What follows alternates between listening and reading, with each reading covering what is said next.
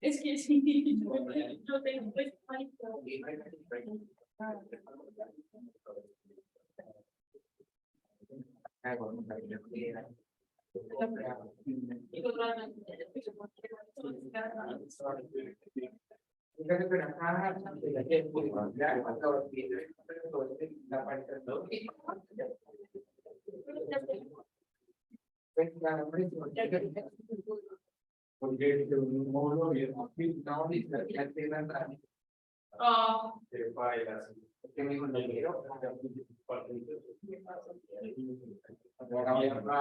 máxima, muy para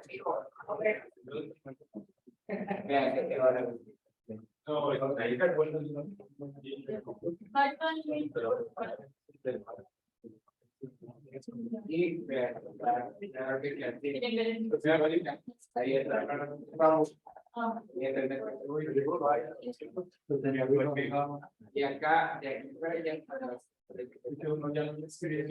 pues venir como la gente dije de repente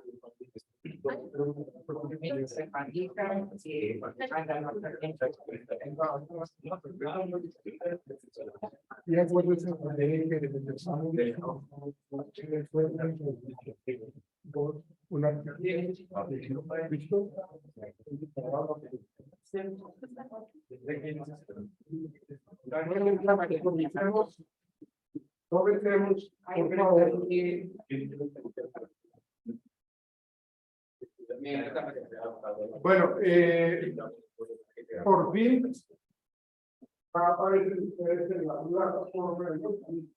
Entonces ya no sé qué más también.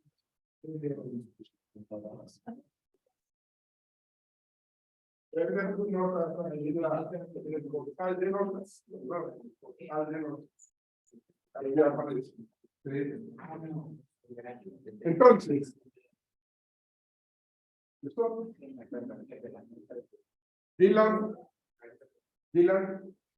Dylan Vázquez, Nicolás Bejarano,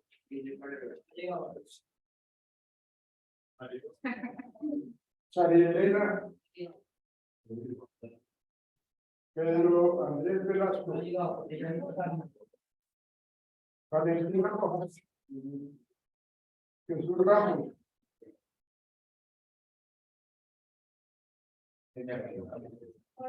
Javier Gustavo Arevalo. Steven Restrepo. Ana María Jaime Castillo. Alejandro Castillo. Steven Parra.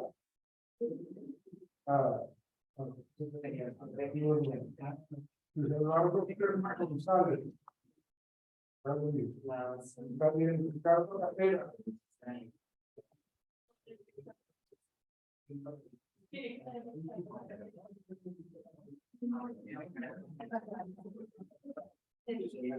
Leonardo Quintero.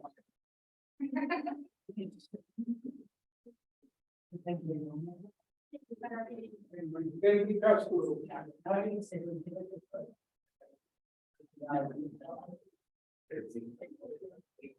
Henry Joan Castro.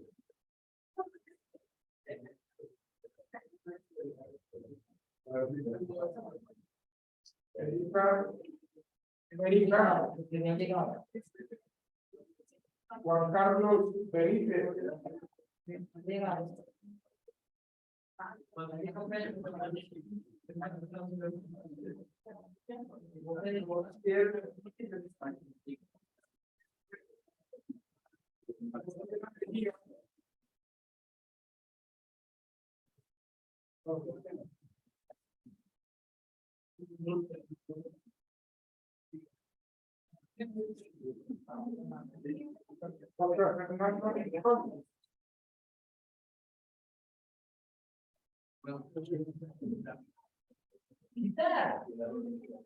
Carlos Antonio Castro. Andrés Felipe Jiménez. David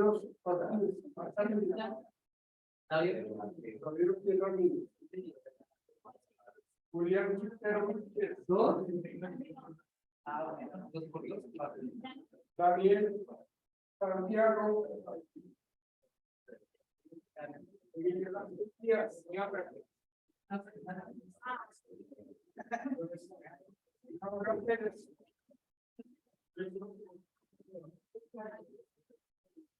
Andrés Garzón.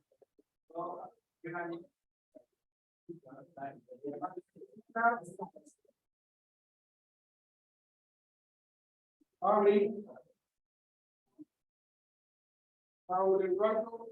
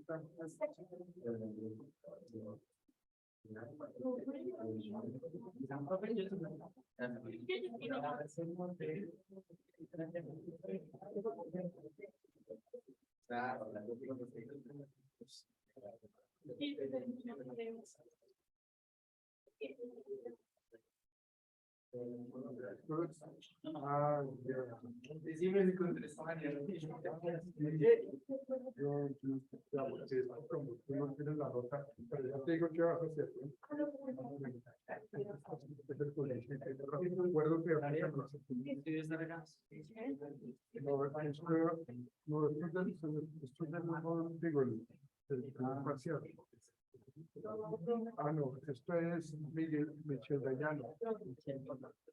Tú no apareces en el aula virtual. No, En el aula virtual. Ah, no, sí, en el aula virtual. Sí.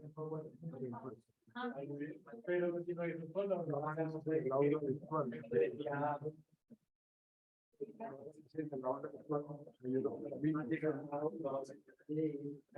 Ana María no llega tampoco.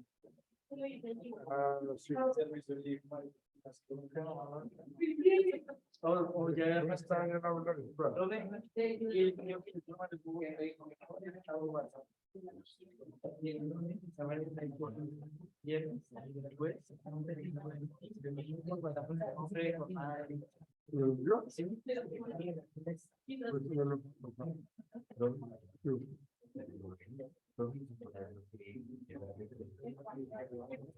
No, ya te digo que tienes que hacer.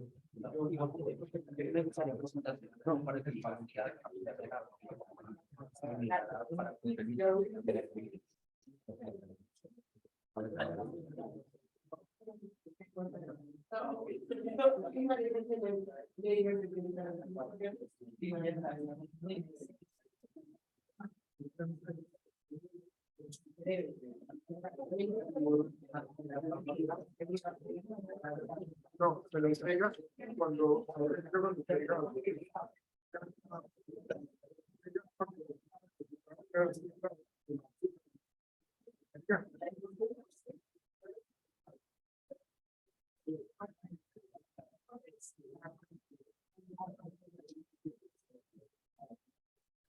Ah, ya.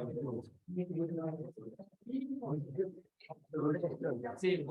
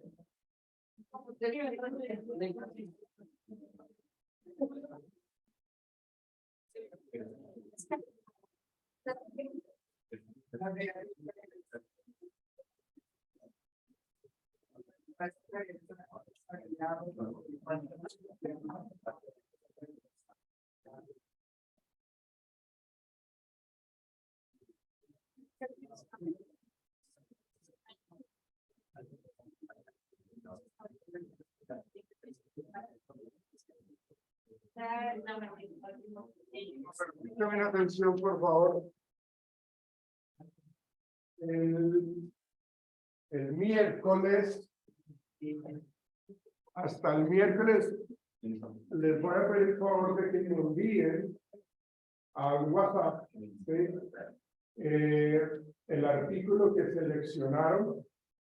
Acuérdense que yo les solicito a ustedes para el jueves y viernes escoger un artículo que tenga relación con lo que vimos durante todo el módulo.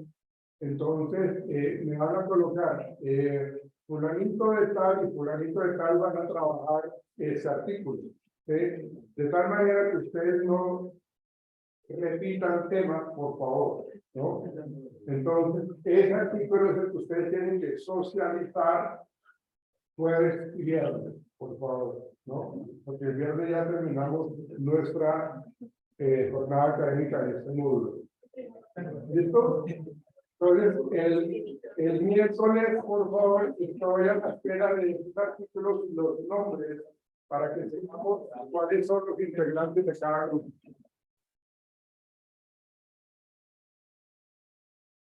¿Listo? Ok, vamos a comenzar. Vamos con ustedes, señoritas, caballeros. Comenzamos. Mira, este tema es supremamente actualizado, pero tiene una mirada desde las ciencias computacionales, ¿no? ¿Cómo fue ese tema?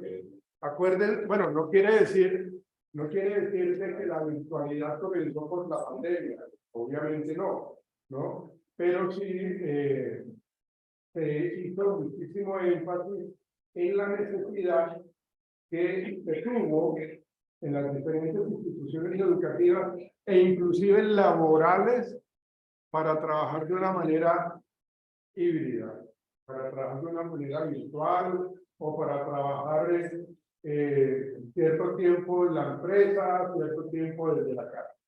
Entonces, eso generó un impacto fuerte porque todas las personas veníamos acostumbrados a un trabajo en donde teníamos que ir de lunes a viernes, muchachos, de lunes a viernes a trabajar a cualquier empresa. Pues tenemos que ir a trabajar y cumplir el horario normal, ¿sí? Pero por esta situación de salud, ¿sí? De condición de la pandemia, pues se empezó a generar todos los procesos y toda la gente, sobre todo los que son ingenieros de software, los que son ingenieros de sistemas, tuvieron que trabajar más arduamente en eso, porque tenían que crear toda una serie de montar un paquete, un programa para que la gente pudiera acceder. ¿Cuál es la ventaja? Hoy día los muchachos son muy dados a hacer muy de las TIC. O sea, los muchachos hoy día manejan mucho las TIC, pero permanentemente. O sea, son supremamente hábiles en ese tema de las TIC. Entonces, al parecer no les dio tan duro, ¿no? Pero eso tiene un proceso, eso ha tenido un proceso de acomodación, de adaptación, de asimilación, y luego, a partir de que ya se empezaron, yo no sé si ustedes, yo ingresé aquí a la universidad como profesor.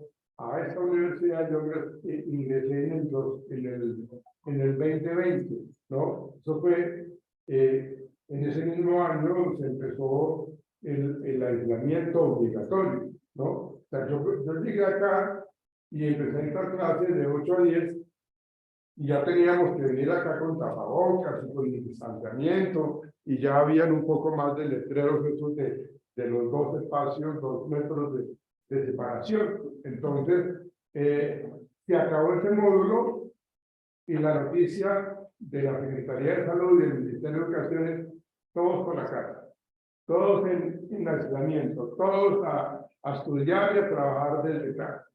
Entonces, exactamente, entonces eso empezó en el 2020, ¿sí? Y duró todo el 2020, y duró todo el 2021 y parte del 22. De hecho, yo me acuerdo que que estábamos ya haciendo la alternancia, porque ya se estaban viendo un poco digamos que ya habían bajado los índices o los niveles de contagio y las muertes, ¿no? Pero eso fue una gran cantidad de personas que fallecieron a raíz del COVID, ¿no? Pero ya la gente tenía que volver aquí a la universidad. Tanto así, yo estoy en el cargo de director del bienestar universitario más o menos desde mitad de mayo del año pasado. Cuando ya regresamos, ¿sí? Entonces lo que se hizo fue que la gente ya tenía que venir acá, o sea, digamos que veníamos acá de lunes a jueves y los viernes virtuales, ¿sí? Pero ya después la orden del Ministerio de Educación, ni siquiera es orden de las directivas de aquí en la universidad, sino de absolutamente todos los del Ministerio de Educación, que ya era obligatorio estar de manera presencial. Y más, si lo que ofrece la Universitaria de Colombia es presencialidad, no podían estar brindando la virtualidad, ¿no? Entonces, la presencialidad tenía que estar aquí ya. Entonces, a mí me llegaron muchas cartas, muchas solicitudes de descargo del director de que se aprobara la virtualidad. Y yo, pues a algunas personas sí se les aprobaba, algunas no, ¿sí? Por cuestiones médicas, bueno, por muchas cosas. Pero después hubo ya la directriz de la directiva de que no, absolutamente negado, absolutamente todo para la virtualidad, para absolutamente todos. O sea, no valía porque antes, yo no sé si ustedes conocieron, las personas que vivían fuera de Bogotá podían recibir virtualidad siempre y cuando anexaran digamos, como la constancia de que viven, por ejemplo, en Sopó, ¿sí? ¿No? Entonces, eso era lo que se les solicitaba. Unos recibos de servicios públicos de Sopó y una constancia en la alcaldía de que usted vive allá, ¿no? Cosas como esas. Y pues, obviamente, la condición médica que tenía que realmente venir por una constancia médica de una IPS, no del médico del barrio, sino de una IPS. Entonces ahí empezaron a mandar eso, pero luego ya se dio la orden por el Ministerio de Educación de que todo el mundo tenía que estar acá de una manera presencial, ¿sí? Entonces ya no se aceptaban absolutamente nada. De hecho, mucha gente se retiró porque ya no podían venir presencialmente o aplazar un módulo, y toda esta cuestión. ¿Sí? Esos cambios, yo hago esta introducción por el tema que vamos a manejar ahorita. Estos cambios generaron un impacto fuerte. De hecho, psicológicamente hablando, el componente emocional de las personas que vivimos este periodo de hacinamiento en donde realmente estuvimos aislados y estuvimos trabajando desde la casa, toda la familia, ¿sí? Como fue tan largo tiempo, porque fueron 2 años, ¿sí? Entonces eso es mucho tiempo. Y la gente emocionalmente se afectó. Hay algo que se llama el síndrome de la cabaña, y ese síndrome de la cabaña es un síndrome en donde las personas les da miedo volver a la presencialidad, volver a ir a trabajar. Entonces, de hecho, yo tuve mucho caso clínico con respecto a esos temas, porque la gente le daba miedo salir, le daba miedo contagiarse, le daba miedo, bueno, la inseguridad pues siempre estaba en latente, pero se generaba ese síndrome de la cabaña, que consiste en eso, en que las personas, después de 2 años de hacinamiento y de encierro, la gente no le gustaba salir. Entonces tocaba hacer un proceso de acercamiento nuevamente a salir a la calle de una manera gradual. Eso se llama por aproximaciones sucesivas. Entonces uno lo que hace es salir gradualmente. Yo entonces salgo hasta la esquina de la casa, a la siguiente semana salgo una cuadra más lejos, me atrevo a coger transporte, ¿no? ¿Ven? Y eso pasó. Entonces, este tema del COVID, pues generó un impacto muy fuerte en toda Colombia, bueno, en todo el mundo realmente, ¿sí? Entonces, es lo que vamos a trabajar hoy desde un punto de vista desde las ciencias computacionales. ¿Cómo fue todo ese proceso? ¿Qué es lo que nos van a explicar ahorita? ¿Listo? Dale, señorita Cabrón. Buenas tardes. A continuación les vamos a Hola. hablar sobre el estado de la recolección de datos y el modelado computacional, la relación de la pandemia COVID-19. La pandemia COVID-19 ha generado una enorme cantidad de datos por todo el mundo, lo que ha llevado al aumento de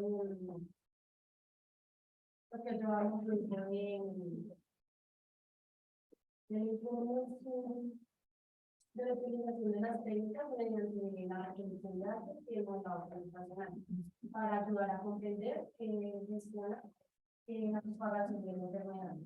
En términos de la recolección de datos,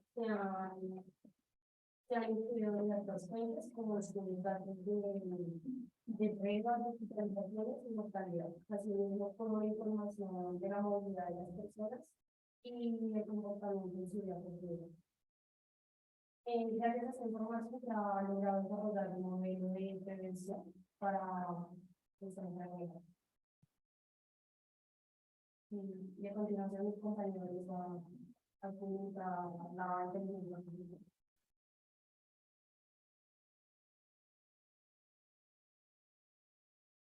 Bueno, en el número 2 tenemos como el trabajo de la red de COVID alrededor del COVID-19. Básicamente, este es un grupo de expertos que por medio de la recolección de datos ha diseñado como unas ciertas fases, ha diseñado 3 fases, una que es la extensión del modelo matemático CEBI, que básicamente lo que ellos hacen es una recolección de datos para el COVID-19 donde priorizan unas variables que, digamos, que como que las variables más relevantes para el momento. Entonces ellos inician con una recolección de datos de hecho, o de variables que es la densidad poblacional, en los años que tienen de vida las personas, el promedio de vida, y el número de camas UCI y otros datos que para ellos son importantes en este momento, con el fin de intentar generar un modelo que les permita generar estrategias para mitigar todo el impacto que tiene el COVID-19 en ese momento sobre la población. ¿Qué pasa con estos modelos? Estos modelos son interactivos y tenemos que tener presente que a nivel global todas las ciudades tienen unas características diferentes, ¿sí? Por lo que la recolección de datos a ese nivel queda muy escaso para, digamos que para generar una estrategia de mitigación en diferentes partes, en diferentes, digamos que diferentes países o diferentes regiones de la población a nivel mundial. Por lo que ellos pasan a algo que se llama un mapa cognitivo difuso para el COVID-19. En esta parte lo que ellos se dan cuenta es que básicamente con los datos que tenían inicialmente no pueden generar estrategias que permitan hacer una cobertura, digamos que un cierre de lo que es el COVID, la expansión del COVID-19, porque se dan cuenta que no solo son los aspectos personales de atención, sino también hay unos aspectos políticos, sociales y médicos. Entonces ahí tenemos aspectos como de que la capacidad hospitalaria que tiene una población a diferente de otro país. Entonces también tenemos partes de las creencias que se viven en otros países que de pronto no les van a permitir a esa población tener las mismas medidas de cobertura o de coacción del virus a nivel, digamos que de un plan global.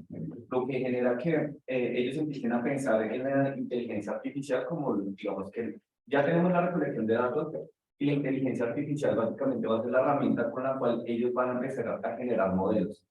Si nosotros vemos ahí, lo que estamos viendo es cómo funciona exactamente la inteligencia artificial.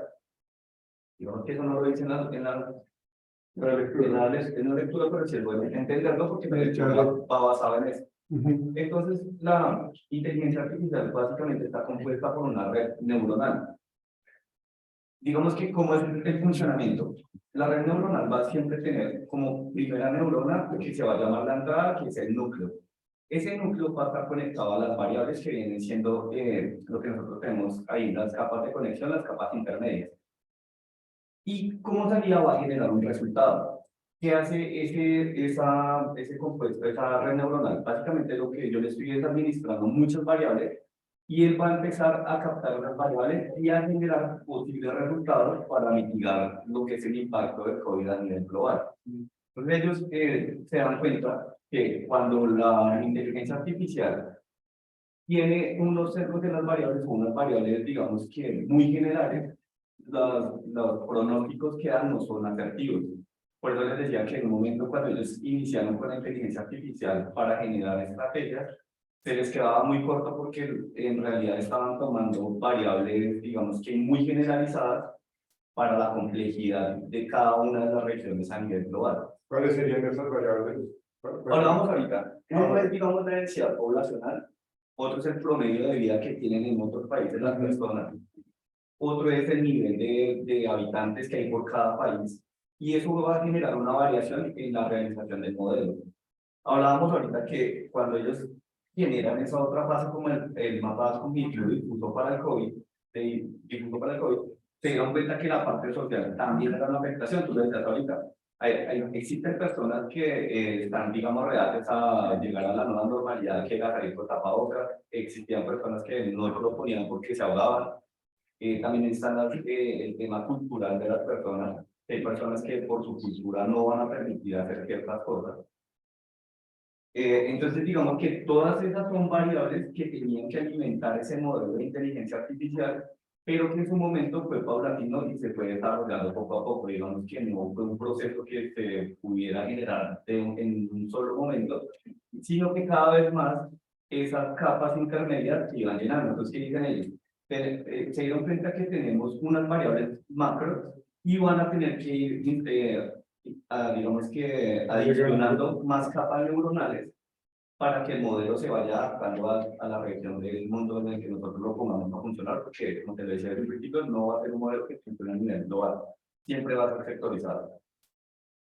Para esto ellos hablan de la ontología para el COVID-19, y este proyecto lo que busca es básicamente liberar un poco esa inteligencia artificial desde el modelo de darle directamente las variables, sino que la inteligencia artificial también empiece a tomar datos del Internet, pues como ya se sabe, la inteligencia artificial puede tomar todos esos datos de otras enfermedades de virus que se han presentado a lo largo de la historia y que empiece a captar toda esa información y a generar nuevos modelos que le permita, digamos que tomar decisiones asertivas a futuro a las personas que están encargadas de la interpretación de esta información.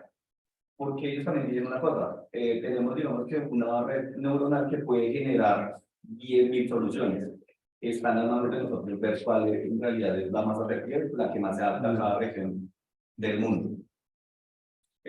Más adelante habla del ejemplo de especificación de un modelo descriptivo usando mapas cognitivos difusos, que es el NCDN.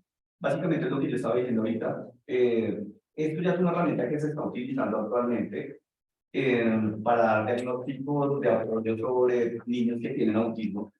Entonces, esta herramienta se está utilizando con el fin de dar un diagnóstico asertivo con respecto a enfermedades que están presentando y de las cuales en cierto momento nosotros no vimos un diagnóstico de pronto o acertado con relación a lo que es en la característica especial de cada persona, ¿no? De cada patología. De cada patología. Sí, tampoco.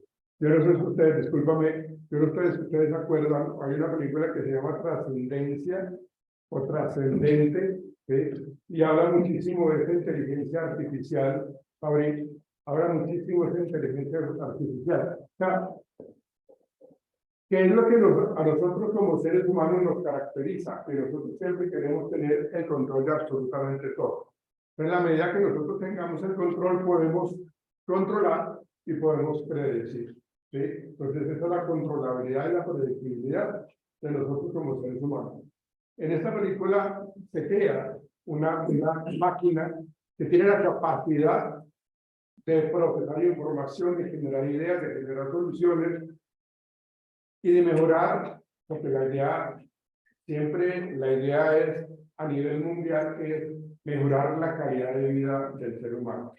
Y mejorar la calidad de vida del ser humano es mejorar lo que tiene que ver con el cuidado del agua, con el cuidado de la capa de ozono, el cuidado del medio ambiente, el cuidado del aire. O sea, eso es lo que está generando. Entonces, no sé si ustedes han visto esa película, no se la recomiendo que la vean. Se llama Trascendencia.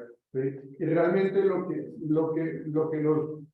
el mensaje que nos dan allí es de que esta máquina alimentada obviamente por la mano humana y por el conocimiento humano empieza a desarrollar una gran cantidad de variables en donde muestra alternativas de solución y ya empieza a tener el control, absolutamente el control de la humanidad. Y la verdad, nosotros para eso no estamos preparados. El ser humano no está preparado para eso.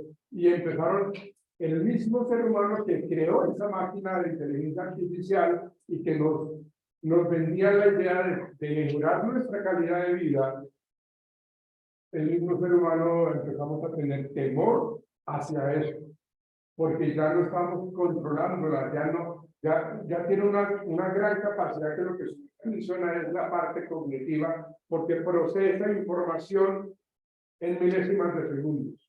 Procesa información y procesar información es generar pensamientos y generar alternativas de soluciones.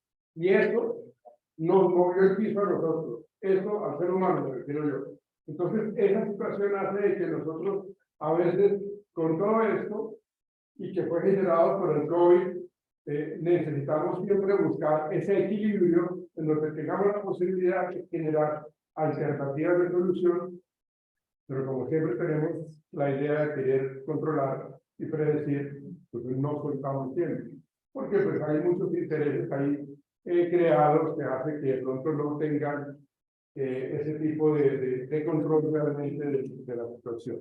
Sigue, Pablo. Y profe, pero eso es muy importante también aclarar que acá estamos haciendo una inteligencia artificial solo centrada en neuronales. La que tienen, digamos que la investigación que realizan ellos son millones de núcleos que están conectados y cada vez digamos que la respuesta de la inteligencia artificial después de que desarrolla la primera tarea siempre va a ser más rápida. Siempre va a encontrar la forma más ágil de hacer la tarea que ya hizo hace. Sí, como que la mejora, ¿no? O sea, muchachos, mejora, o sea, lo de la inteligencia artificial lo que pretende es que siempre haya una mejoría sobre la mejoría que se había ya alcanzado. Y eso ustedes lo saben mucho más, todo ese manejo del software, todo ese manejo de la ciencia computacional realmente es muy bueno, ¿no? De hecho, a mí me parece que esta profesión de las ciencias computacionales es la que constantemente se vive actualizando, constantemente salen cosas nuevas y más y más y más. Y entonces lo que yo sé hasta acá, y si yo no me sigo preparando acá, de aquí para adelante, sigue avanzando el mundo de la ciencia computacional y yo ya me quedé acá rezagado. Entonces yo necesito estar totalmente actualizado allí. Sigue, Pablo, por favor. Entonces, bueno, es importante que nosotros tengamos como las citas de lo que nos trajo la inteligencia artificial digamos que en épocas de pandemia. El uso de la inteligencia artificial en el 2019 creció un 25% en comparación de cómo venía creciendo a través de los años. Todo esto porque digamos que nosotros en épocas de pandemia vimos la necesidad de hacer, como dice mi compañero, el análisis de muchos datos que nosotros a medida que, pues, digamos que iba pasando el tiempo y la pandemia íbamos recolectando. No teníamos, digamos que un acercamiento preciso a cómo combatir esta pandemia y el COVID, porque pues nunca habíamos presentado una pandemia de esta magnitud, por así decirlo. Pero así mismo utilizaron los datos de otras pandemias y otras enfermedades, así como el dengue, la malaria, la cólera, el paludismo, la chikungunya, para hacer como un frente a lo que estaba pasando con el COVID-19. Esto hizo que, pues a pesar de que nunca antes hubiéramos tenido una pandemia como de esta magnitud, con estas características, pudiéramos tener unos resultados muy buenos en menos tiempo en comparación de cuando pues, tuvimos este tipo de enfermedades.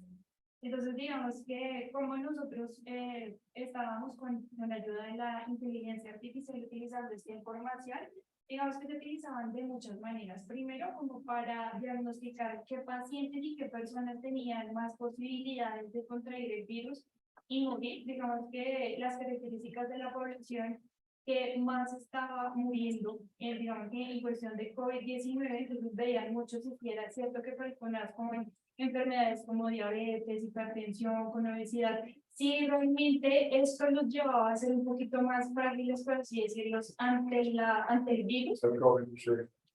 También el tema de la población, digamos que ellos se daban cuenta, por ejemplo, uno de los estudios lo que arrojó fue que en Estados Unidos la población latina como migrante era la población que más estaba dada a morir, digamos que cuando se contagiaba el virus. ¿Por qué? Porque digamos que en Estados Unidos ellos no tienen tanto acceso a la salud. Entonces, primero, ellos ya venían con una salud deteriorada, digamos que para, pues ya la salud es completamente paga, todo tiene que ser pago. Entonces, digamos que ellos no tenían acceso a estos temas de salud y cuando se enfermaban tampoco tuvieron como ese acceso que lo pudo tener una persona, pues que era residente de este país. Entonces, digamos que el tema de los datos ayudó para que primero, pues para que empezaran a crearse, por así decirlo, pronósticos que ayudaran primero al gobierno a tomar decisiones frente a cuáles de las, digamos, cuáles de los hospitales necesitan más elementos materiales médicos, qué personas van a ir a qué hospitales, porque pues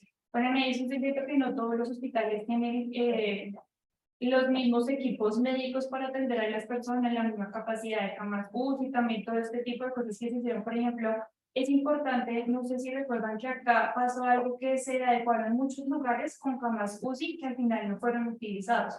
Digamos que si nosotros hubiéramos utilizado de una manera mejor, por así decirlo, el tema de la inteligencia artificial, nos hubiéramos dado cuenta de cómo iba variando, digamos que las personas, los pacientes que se iban contagiando y qué tan graves iba siendo la situación de ellos. Entonces, digamos que eso también le sirvió mucho al tema para tomar decisiones en cuanto a insumos y también en cuanto a como ayudas médicas. Por ejemplo, con inteligencia artificial,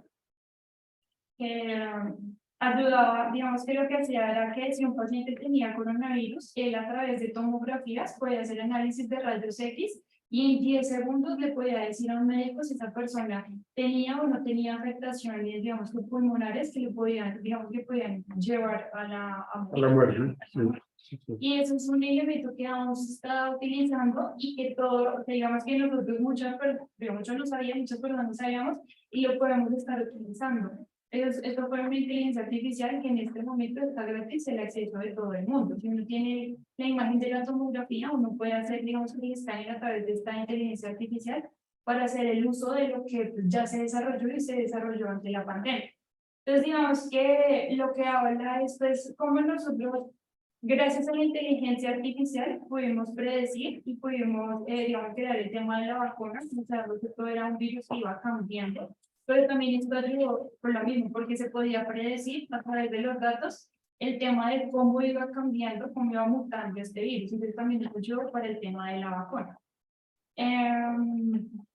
Algo que es muy importante es que, digamos que nosotros como sociedad y también el gobierno tiene que, digamos que tiene que considerar y tiene que a nosotros como ciudadanos garantizarnos el uso de la información que ellos están recolectando. Porque digamos que en época de pandemia, en muchos países se hizo el seguimiento de muchas personas, digamos, el seguimiento de las personas, de qué estaban haciendo, a qué lugares estaban asistiendo, digamos, en un lugar como China, ellos están completamente, se puede decir que observados todo el tiempo. ¿Sí? Entonces, digamos que esto nos ayudó en muchos aspectos, pero también, digamos que hay un tema importante que hay que discutir, es el tema de la privacidad de nosotros como personas. Por ejemplo, en China, las personas tenían aplicaciones en su teléfono que les ayudaban, por ejemplo, a decir, a seguirlo. Entonces decía, bueno, esta persona estuvo en este lugar, estuvo en un rango de tantos metros en contacto con tantas personas, cierta cantidad de tiempo, y en su momento era útil porque si yo estaba contagiada, podíamos saber con qué personas yo había tenido contactos. Pero digamos que post pandemia es importante saber el gobierno si realmente está cuidando la información que ha recolectado a través, digamos, de todas estas aplicaciones que inicialmente se hicieron para el uso de cuidarnos en la pandemia, pero que en este momento, pues digamos que no se sabe y se confían como los valores morales y éticos de las personas que tienen esta información. Entonces, digamos que esto era, pues, digamos que es una de las cosas que nos deja a nosotros frente a lo que fue la inteligencia artificial y el uso de la telecomunicación de las TICs después de la pandemia. Entonces, digamos que, como lo venía comentando, las perspectivas de la sociedad ante pues digamos que ante la pandemia, primero en el sector productivo, nosotros tuvimos un cambio gigante que pues en este momento, creo que el artículo lo habla a futuro porque fue, digamos que muy durante la pandemia, pero es lo que nosotros venimos viviendo, que fue, por ejemplo, el teletrabajo. Entonces ellos en pandemia, digamos que a inicios de la pandemia, no todas las personas tenían el acceso al teletrabajo. Entonces ellos tenían, digamos que nosotros como sociedad teníamos que tener en cuenta muchas cosas, como por ejemplo, qué personas sí podían, qué personas no podían tener como este tema del teletrabajo. Segundo, el tema productivo, digamos que como persona, ¿por qué? Porque hay muchas personas que no tienen como esta disciplina para estar en un hogar, cumplir con un horario, seguir siendo productivo, y pues hay personas que son completamente todo lo contrario. Entonces, digamos que en el sector productivo hubo muchos cambios, que en este momento, digamos que hay cierta parte que se sigue manteniendo, hay muchas personas que se ven, como el profesor decía, híbridas, en temas laborales, porque tanto puede estar descansando en su lugar de trabajo como puede estar trabajando dentro de una empresa.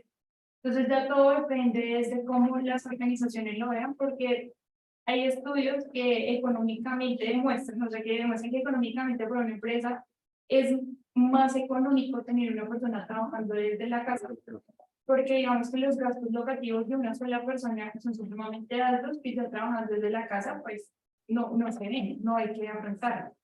También en el tema de gestión de gobierno, entonces digamos que el modelamiento de los datos que las inteligencias artificiales digamos que adquirían y modelaban ayudaron mucho para esto y para que también los mismos gobiernos puedan generar como muchos proyectos que van a anticipar si nosotros volvemos a caer en la pandemia. Por ejemplo, Corea del Sur, ellos fueron casi que los únicos países que ya tenían un plan si se llegaba a presentar un tema de una pandemia. Entonces, digamos, ellos fueron uno de los países que fueron menos golpeados durante el COVID, porque ellos ya tenían un plan por si alguna pandemia se llegase a generar. Entonces, digamos que todo nos dio como un alto de en qué se está, digamos, en qué se está gastando la plata en un gobierno, porque normalmente casi todos los gobiernos están generando, digamos, que están gastando más la plata en temas de comprar armas, todo eso, y no se está generando el tema económico hacia las investigaciones que nos pueden llevar a que nuevamente si se llega a presentar una pandemia, pues no cause tanto, digamos que tanto daño como lo hizo esta pandemia. En la sociedad, entonces nosotros como sociedad, pues más que claro, nosotros que lo vivimos, pues llegó el momento donde todo el tema educativo, de trabajo, de mantenerse en contacto, digamos, de pronto con familia que no estuviera tan cercana, se hizo netamente de manera virtual. Entonces, esto habla mucho de nosotros como sociedad, cómo hemos sido impactados por esto y por el uso de las tecnologías de la comunicación, que ya indiscutiblemente va a quedar marcado en la vida de nosotros. Y porque nosotros, a medida que vamos adoptando estas tecnologías, pues las vamos dejando en nuestra vida. Digamos que el tema educativo, el trabajo, inclusive personas que no pueden ir a un gimnasio y se quedaban en casa para mantenerse en forma, todo este tipo de cosas hacen que nosotros ya no podamos, después de la pandemia, seguir llevando una vida como la que ya veníamos llevando. Entonces también el tema de la sociedad, digamos que el tema de la inteligencia artificial y de las TICs, pues digamos que nos ayudaron mucho por así mismo, que pues, nos cambiaron la vida y la manera de afrontar. Otras cosas como la educación y la salud, digamos que algo como la telemedicina había sido algo que se había dejado mucho de lado, pero que es más que claro que nosotros podemos abordar muchas cosas a través de la telemedicina y de los chatbots. Digamos que durante la pandemia había muchos chatbots que ayudaban como a la gente a que a través de que, por ejemplo, que le pedían los síntomas, si venían de otros países, automáticamente la gente al ingresar la información en estos chatbots, pues que trabajan a través de una inteligencia artificial, ellos le dijeran si sí o no era correcto que se practicara alguna prueba para el tema del coronavirus. Entonces, digamos que la telemedicina ha sido algo que la pandemia dejó otra vez como sobre la mesa para que se volviera a estudiar. El tema de la salud, pues digamos que de la educación, que demostró que hay muchos niños que no, digamos que más que todo en poblaciones pobres, que la educación fue completamente nula para ellos, pues por lo mismo, porque ellos no tenían mucho acceso a este tema de las tecnologías de la comunicación, entonces también deja como un alto ante la mesa de que es algo importante. Y pues bueno, como conclusión, lo mismo, pues hay muchas inquietudes frente a lo que pasó con las inteligencias artificiales frente a la pandemia. Primero, ¿qué tanto de esta tecnología que se desarrolló vamos a seguir utilizando en nuestro, digamos, ahorita que estamos, digamos que en época más normal, que ya volvimos medianamente a la normalidad? ¿Qué tanto de esta tecnología vamos a seguir utilizando y vamos a seguir desarrollando? ¿Qué pasa con la información que están recolectando en los países? Digamos que le queda la pregunta de ¿qué van a hacer ellos con la información? Ya que, pues, por ejemplo, ya no necesitan hacer seguimiento a las personas, pero sigue quedando la tecnología de la información de lo que hacen las personas. Entonces, ¿qué van a hacer ellos con esta información? ¿Cómo nos podemos preparar nosotros como para futuras pandemias? Lo que decíamos, digamos, que Corea del Sur fue un país que demostró que el estar preparado sí es importante para un país. Y pues bueno, ¿y qué plan internacional? ¿Qué va a pasar con los países pobres si se llega a presentar otra vez un tema como el de la pandemia?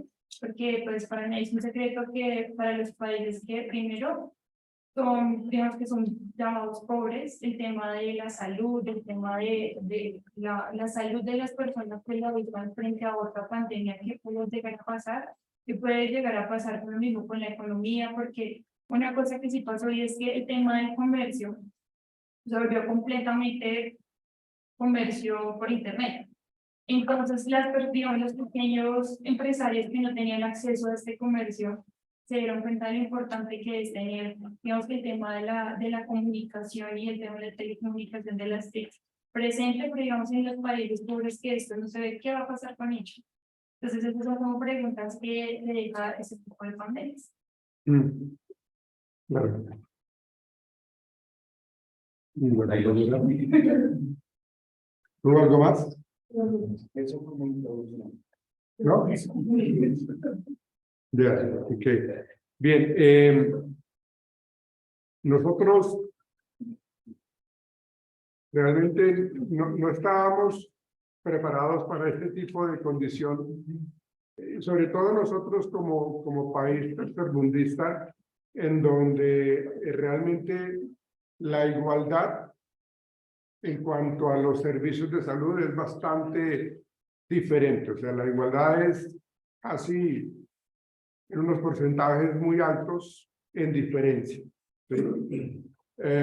La situación está en que precisamente nos golpeó tanto como nos golpeó precisamente porque no había accesos a la salud, no lo teníamos o no se tiene. ¿Sí? Entonces, las diferencias son bastante grandes y el asunto también es de que la condición que tiene cada país, digamos, la inversión que tiene cada país, pues actuaron de una manera mucho más rápida o mucho más lenta, dependiendo de lo que se quería encontrar. ¿Qué era lo que quería encontrar la humanidad? Pues obviamente la vacuna contra el COVID, ¿sí? De hecho, ustedes saben de que salieron muchos rumores de que eso fue algo creado en laboratorio para poder generar entonces una vacuna, y, una vacuna, y esto llevó a que se generaran una serie de ideas y que había gente que no quería vacunarse, ¿no? Entonces, fíjense cómo nosotros realmente no estábamos preparados para esto, no teníamos o no tenemos, porque es que esto es algo de un pan nuestro de todos los días. ¿Y a qué me refiero yo? O sea, nosotros siempre tenemos problemas de inundaciones, un ejemplo, ¿no? Siempre, o sea, siempre se habla de que cuando hay la época invernal, aquí en Colombia, siempre hay inundaciones, siempre se hallan cosechas, y la cuestión es de que en los años que yo llevo de vida, pues no se ha encontrado, o sea, no han encontrado solución o no han querido encontrar solución. Entonces, las situaciones están, ¿sí? Pero, pues, lo que su merced decía, de que la cuestión económica, la cuestión de lo que implica para los laboratorios médicos, para toda esta gente que produce medicina, pues obviamente necesitan es tener el control y el monopolio con respecto a que necesito que me compren estos productos médicos para que se puedan curar, ¿cierto? Pero cuando eso raya con la realidad, eso rompe la realidad, pues entonces se presenta toda esa desigualdad. ¿Por qué? Pues porque, bueno, acá, lógicamente los gobiernos lo que hacen es, y la obligación de cualquier gobierno es precisamente tener bien a su población. Digamos que es un derecho de nosotros que el gobierno vele por nuestra salud. Es un derecho que nosotros tenemos como ciudadanos, en este caso de Colombia, de que el gobierno nos brinde un apoyo. ¿Qué hizo el gobierno entonces cuando pasó absolutamente todo eso? ¿Sí? Acuérdense de que como las personas tenían que constantemente bañarse las manos, entonces las personas que les habían cortado el agua se las colocaron nuevamente por aquello de la salud, por aquello de que tenemos que tener una asepsia precisamente para evitar el contagio. ¿Sí? Y cuando la gente tenía que empezar a comprar el alcohol, ¿sí? No el alcohol, el licor como tal, sino el alcohol, para poder entonces hacerse la limpieza cuando se ingresase a la casa. Yo me acuerdo muchísimo que ya era difícil conseguir el alcohol, las botellas de alcohol, porque las estaban acaparando y las estaban incrementando el valor. Entonces, ¿qué hizo el gobierno? Generar toda una serie de alternativas para poder generar esa ayuda a la ciudadanía, ¿sí? Y es un derecho de nosotros, un deber del gobierno, y eso lo dice la Constitución de Colombia. Entonces, todas esas situaciones nos cogieron prácticamente con los calzones abajo, perdónenme la expresión, ¿sí? Y eso hace que nosotros tengamos una gran dificultad en ese proceso de adaptación. Y lo que tú decías, y lo que su merced también decía, la cultura y la geografía donde ocurre toda esta situación, pues también implica un proceso de acomodación, ¿sí? Porque no es fácil para una cultura que es bastante parrandera, que es bastante bulliciosa, que es bastante dada al folclore, mantener ese hacinamiento. ¿Ven? Entonces, todos esos procesos, que era lo que estaba diciendo Fabri, de cómo se alimentaban con las diferentes variables, esa inteligencia artificial, para poder decir, hay que controlar el factor A, el factor B, el factor C, o la variable A, B o C, y todas, hasta la Z, si era necesario. Pero era una información que se necesitaba tener para poder decir, si nos vamos por este camino, si la situación es que nos vamos por este camino de una manera correcta, entonces posiblemente vamos a minimizar un poco el impacto del COVID. Pero el COVID, pues, hizo de las suyas y ha hecho de las suyas precisamente por eso.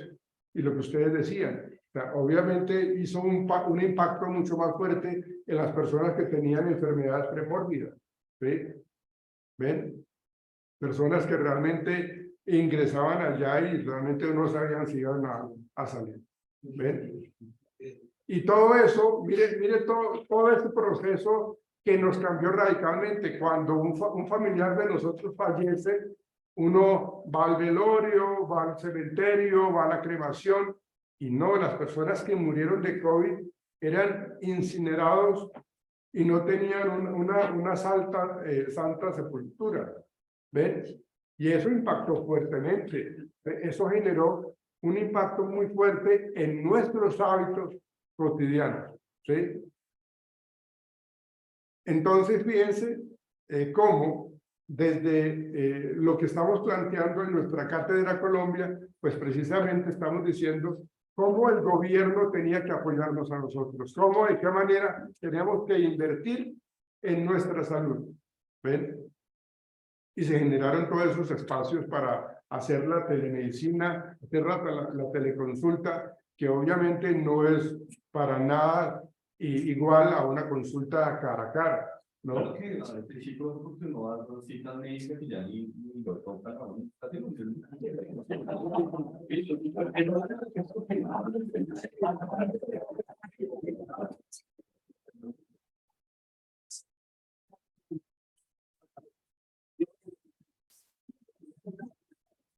Lo que pasa es, ¿qué edad tiene usted? ¿Qué edad tiene usted? Ah, bueno. Lo que pasa es que ustedes saben de que cuando uno llega a los 40, uno tiene que visitar al doctor Manotas, ¿no? ¡Oh, marica! Entonces, Eso no se conoce. no se puede hacer online y ahí sí tiene que tocarlo. Y es lo que es la queja que tiene Fabi.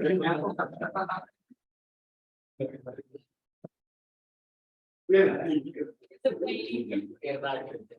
bien, ok. ¿Hay algún comentario con respecto a este tema que vivimos, que estamos tratando de superar hoy día? ¿Algún comentario, algún aporte que quieran hacer ustedes? Digamos, la materia, mandaron para la y había muchas personas que se estaban quejando, y yo decía, pues yo no me había empatizado con ellos, y a mí me encantaba hacer una cosa, pues me ahorraba mi transporte, me levantaba a la hora que hacía, yo hacía mi trabajo, y acababa, tenía 3 días libres. Entonces me puse a conversar con mis compañeros, y que pues que cada persona tiene un problema, cada persona tiene unas situaciones, un contexto diferente en cada casa. Había compañeros donde tenían peleas consecutivas en la casa, con los papás, con los hermanos, con las parejas, con los hijos. Entonces, claro, para ellos fue muy difícil estar en la casa y que todo el día estuvieran esos problemas ahí. ¿Sí? O sea, se presentaban, por decirlo así. Sí, claro. Mientras que cuando estaban presenciando en la empresa, era como una liberación para ellos. Así es. Sí. Había personas que preferían estar en el trabajo 8 horas o más, porque no tenían que llegar a la casa a ver la cantaleta de la esposa, a ver los problemas de los hijos que se portaban mal, Correcto. a situaciones que yo no viví, pero que no va a caer en cuenta que yo decía, bueno, pues cada persona tiene problemas diferentes y son cosas que uno no entiende, que no empatizaba, porque pues, cuando íbamos a empezar este año, en una reunión nos dijeron que tenías que ya estar presencial y en la casa. ¿Sí? Entonces, yo que le he dicho porque mire, yo no quiero regresar a la oficina, mientras que haya compañeros que sí. Entonces, había como peleas, y empezamos a dialogar, y pues yo dije, wow, o sea, si hay personas que necesitan esa presencialidad, porque estar en la casa no es algo. que no es un aliciente, no es algo, es más conflictivo. Digamos, yo no tengo los problemas que yo pienso ahí. ¿Vives solo, no sé? No, por el momento.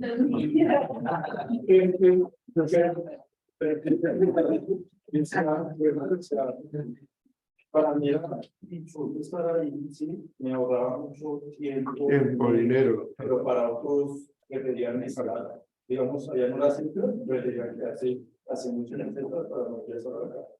Ok, sí, claro. También lo de la muerte, digamos, yo sufrí la muerte de Catarina, y también ese ahí mi papá es católica, para ellos fue buenísimo, bien pudieron Despedirse de sí, ella. despedirse y la visitar, y la hacia, para darle la despedida.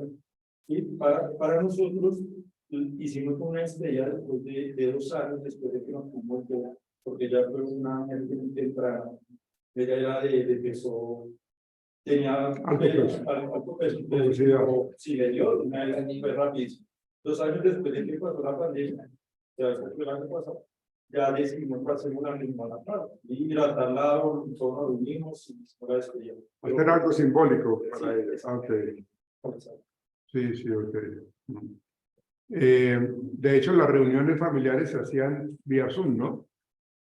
¿No? Vía Zoom, ¿no? Que vamos a celebrar el Día de la Madre, todos vía Zoom.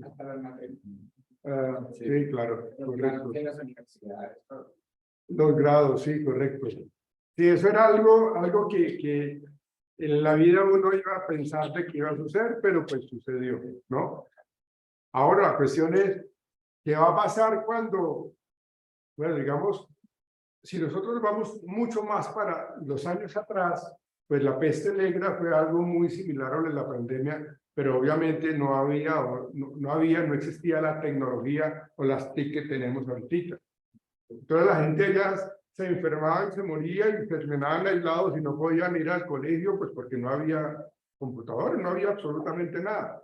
Entonces era realmente morir de una manera mucho más severa, digámoslo así.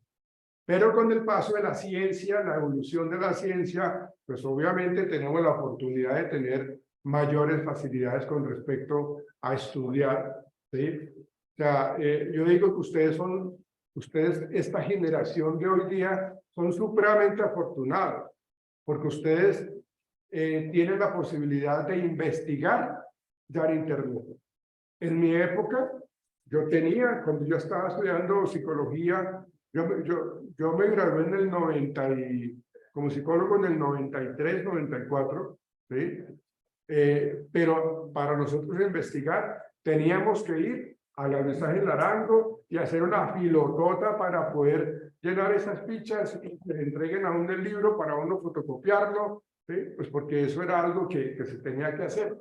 ¿Ve? Ahora no, ustedes tienen el acceso a las bibliotecas virtuales y es una manera muy fácil, ¿ve?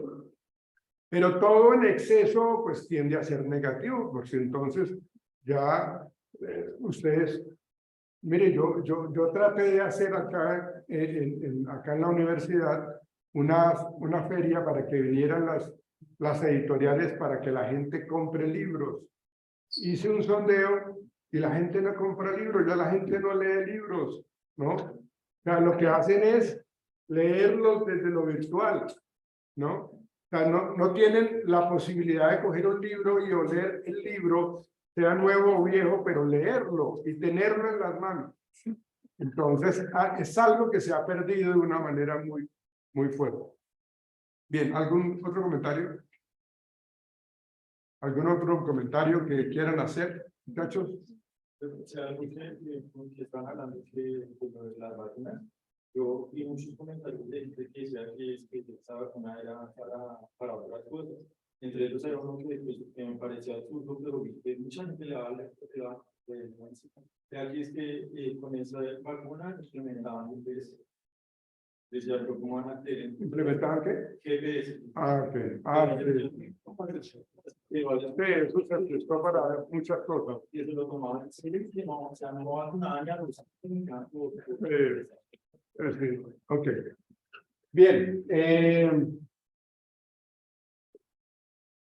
Yo les dije a unos muchachos que se quedaran conmigo para unos temas para mañana y el miércoles. Levanten la mano. 1, 2, 3. ¿Alguien más?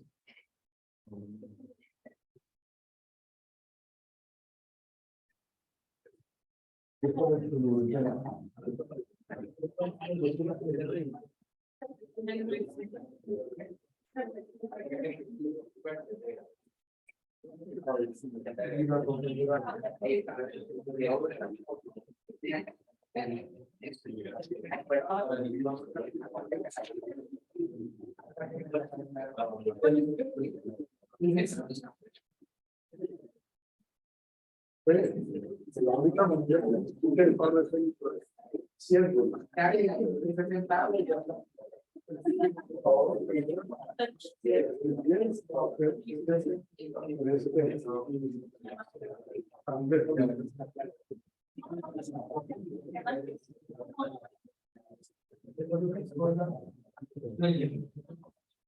Oliver Arevalo.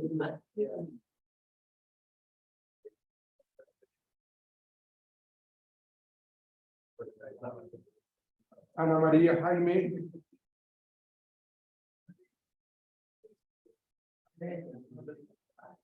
Jesús David Ramos.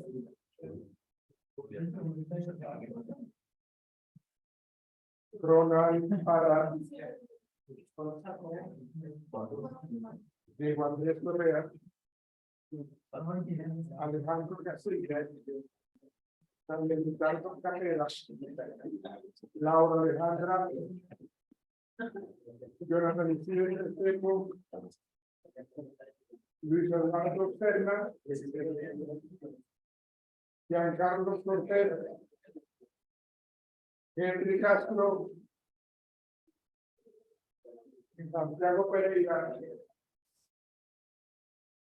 Pilar Vázquez, Joan Aquino, David Sánchez Maldonado.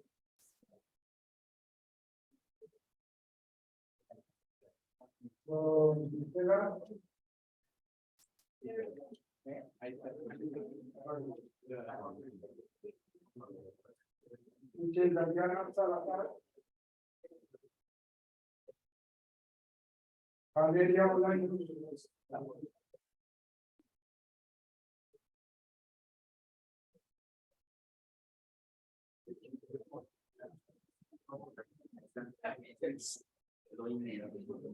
Oscar Rincón,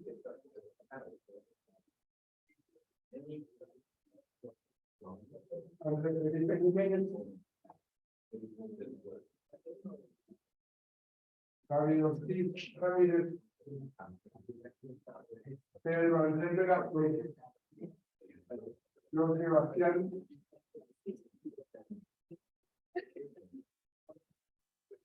Gabriel,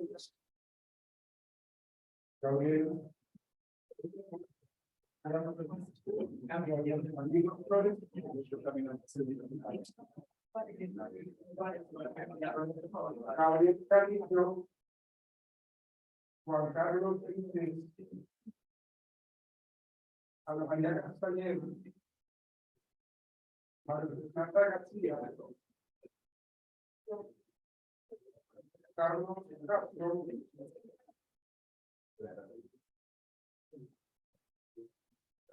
Andrés Garzón, Miguel Ángel, Daniel Santiago Barragán.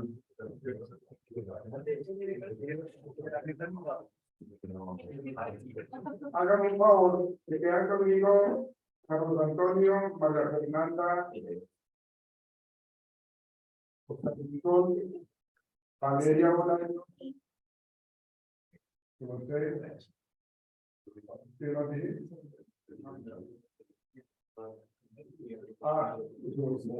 ¿listo? Nos vemos.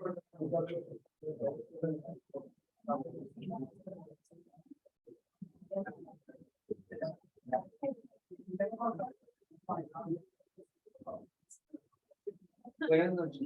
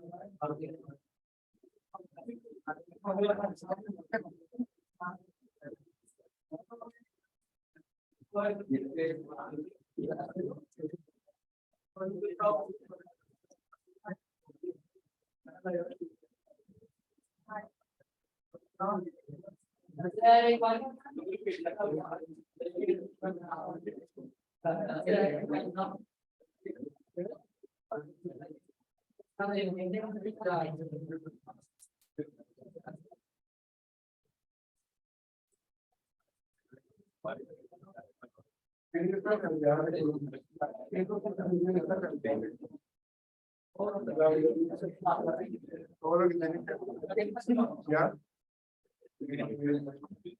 ¿Cómo están afectando únicamente la calidad de vida para aquello de los homicidios, de del abuso sexual, del aborto, feminicidio. Entonces quiero que miremos que miren ustedes desde esa realidad colombiana cómo nos han ido buscando. O sea, ¿qué ha hecho el gobierno para tratar de manejar eso? ¿Listo? Para mañana, por favor. Aquí hay un artículo, pero pues lo podemos presentar como revisado.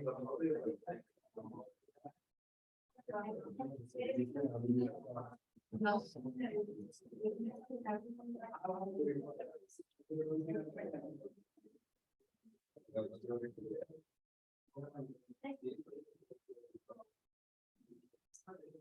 Bueno, mientras tanto,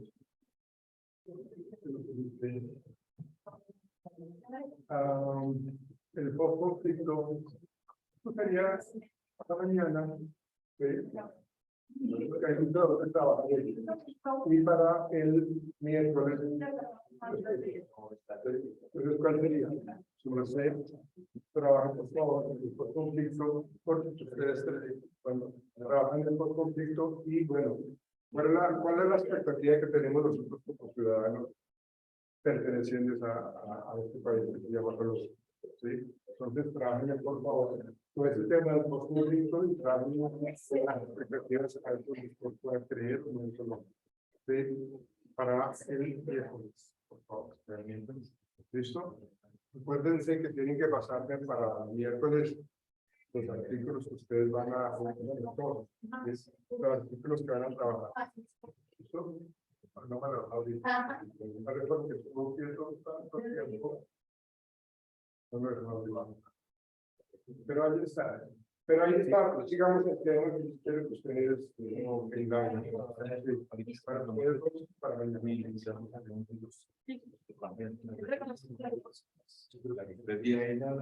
¿Listo, muchachos? Listo, profe. Mira, esto lo plantea, esto es la realidad de Colombia. Esto lo plantea María Teresa Angélico.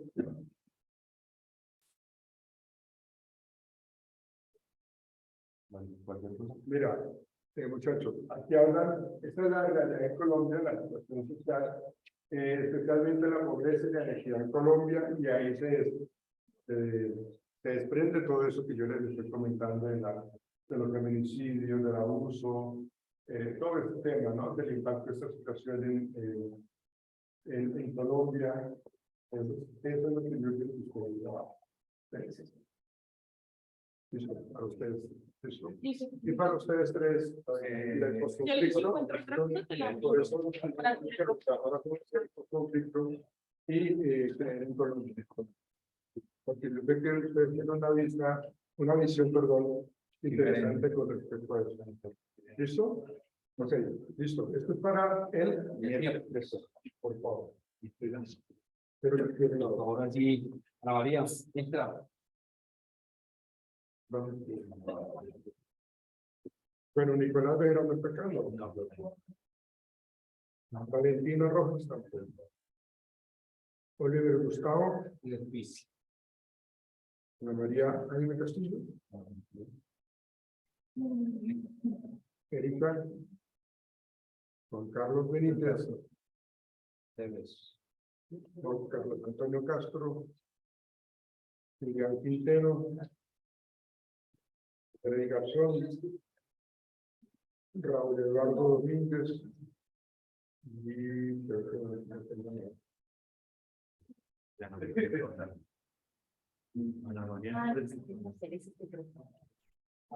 Bueno, ¿por qué no tengo yo acá? Porque es que si ustedes no están del aula virtual, eso por favor.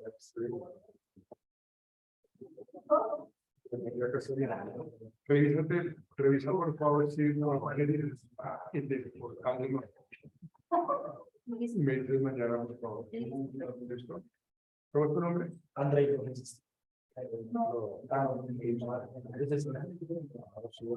Gracias, profe. Bueno, sí,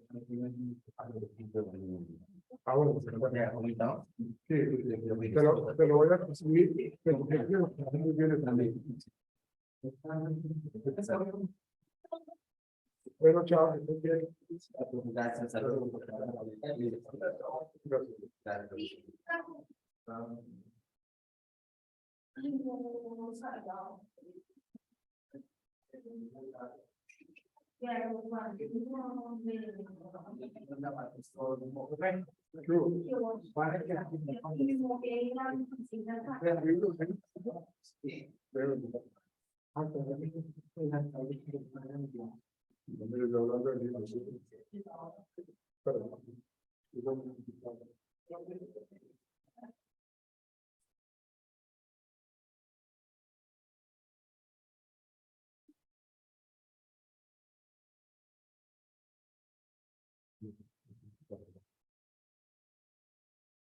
El poder de la mente subconsciente.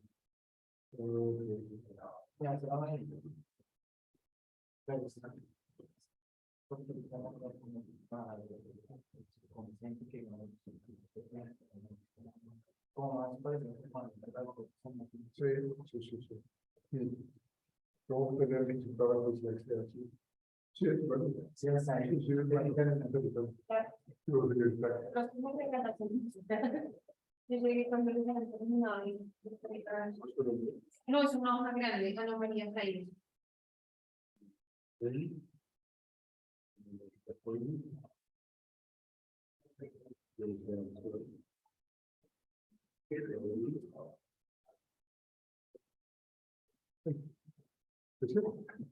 Ese es profe. Bueno, déjame mirar la cosa. Pero que algo acá. A ver. Listo. No.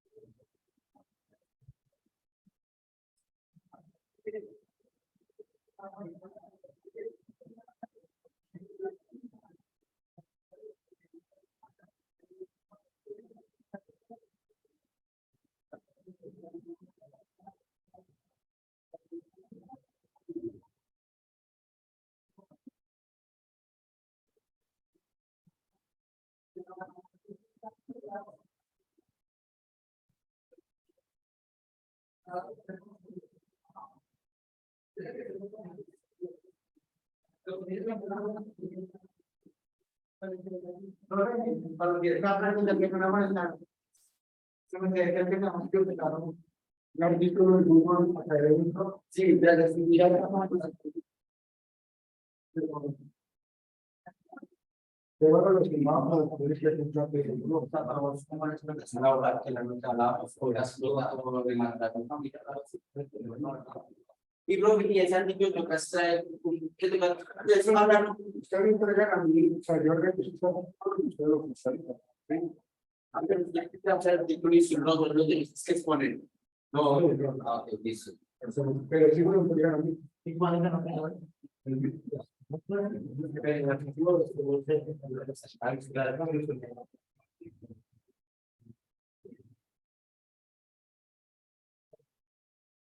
Para